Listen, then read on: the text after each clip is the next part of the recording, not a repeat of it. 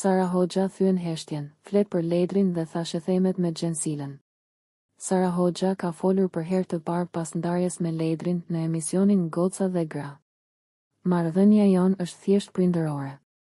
Gjëja më e rëndësishme për ne është poj, u shpreh Sara, duke theksuar se ruajnë komunikim të mirë për hir të vajzës.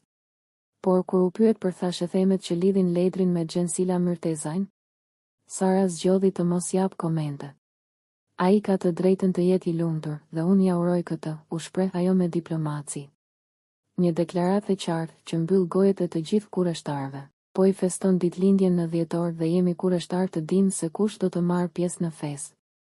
Ndërkohë, fansat presin me kuriozitet të shohin nëse këto zëra do të marrin një konfirmim zyrtar. Qëndroni me ne për çdo përditësim të ri.